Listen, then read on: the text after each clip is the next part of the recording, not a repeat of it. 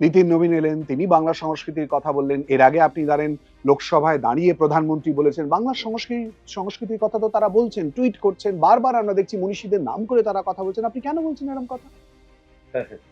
বাংলার মনীষীদের নাম করছে। মনীষীদের নাম করলে আমি যখন বলি স্বামী বিবেকানন্দ, তখন আমার মধ্যে একটা ভাবাবেগ কাজ করে। আমি যখন বলি রামকৃষ্ণ পরমহংসদেব, একটা বাঙালির মধ্যে একটা ভাবাবেগ কাজ করে। একটা বাঙালি যখন বলে মা শারদামণি, তার মধ্যে একটা ভাবাবেগ কাজ করে। আমার বাঙালি যখন বলে শ্রী চৈতন্যদেব, জগন্নাথ প্রভু, আমাদের মধ্যে একটা ভাবাবেগ কাজ করে। আমি যখন রবি ঠাকুরকে স্মরণ করি, আমার মধ্যে শ্রদ্ধায় আমার মাথা নত যেন হয়ে যায়। আমি যখন কাজী নজরুল ইসলামকে শ্রদ্ধা জ্ঞাপন করি, আমার মাথাটা শ্রদ্ধায় নত যেন হয়ে যায়। বাঙালি কোনোদিন রবীন্দ্রনাথ ঠাকুরকে রবীন্দ্রনাথ সান্যাল বলে অপমান করে। বাঙালি কখনো বঙ্কিমচন্দ্র চট্টোপাধ্যায়কে বঙ্কিম দা বলে তাকে অপমানিত করার চেষ্টা করবে না। বাঙালি কখনো বিদ্যাসাগরের মূর্তি কেউ ভাঙতে পারে তার স্বপ্নেও কল্পনা করতে পারবে না। বাঙালি কখনো ভাবতে পারবে না যে মহিলা ব্রিটিশ পুলিশের সামনে প্রথম নিজের বুক পেতে দিয়ে বলেছিলেন বন্দে মাতারাম, সেই মাতঙ্গিনী হাজরাকে মাদগিনী হাজরা বলবে, এটা বাঙালি কোনোদিন সহ্য করতে পারবে না। যিনি সতীদাহ প্রথা রদ করলেন, সেই রাজা রামমোহন রায়কে কেউ ব্রিটিশের দালাল বলবে, এটা বাঙালির সংস্কৃতিতে কোনোদিন বাঙালি মানবে না। আর কোনোদিন বাঙালি মানবে না হিন্দু ধর্মের প্রথম প্রবক্তা, যিনি সারা বিশ্বে হিন্দু ধর্মকে পরিচিত করালেন, সেই স্বামী বিবেকানন্দকে বিজেপির একজন হাফ প্যান্ট পরা মন্ত্রী বলবেন উনি কমিউনিস্ট ছিলেন, এটা বাঙালি মানবে না।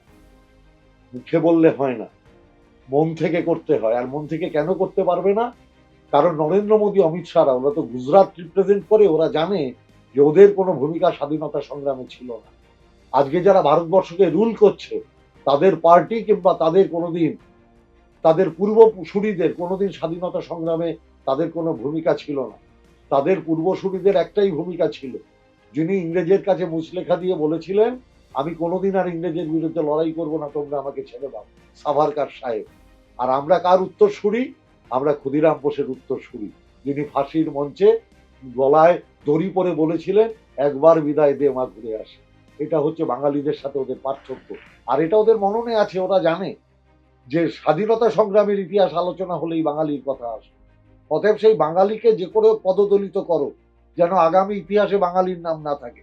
ওরা মমতা ব্যানার্জির লড়াই জানে, ওরা মমতা ব্যানার্জির লড়াইকে ছোট করার জন্য আপ্রাণ চেষ্টা করে। যখন মমতা ব্যানার্জিকে হারাতে পারে না, তখন বাংলার মানুষের পেটে লাথি মারার চেষ্টা করে। এনআরইজিএস এর টাকা কারা পায়? তৃণমূল না গরিব মানুষ? বাড়ির টাকা কারা পায়? তৃণমূল না গরিব মানুষ? এরকম অনেক গরিব মানুষ আছে যারা এনআরইজিএস এর কাজ করতো, যারা বাড়ি পেত, তারা হয়তো বিজেপিকে ভোট দিয়েছে। ওরা গরিব মানুষের পেটে লাথি মারছে। ওরা বলছে আমরা বাংলা দখল করতে চাই, এটা জমিদারি মনোভাব। ওরা জমিদারি মনোভাব নিয়ে ওরা দখল করতে চাইছে।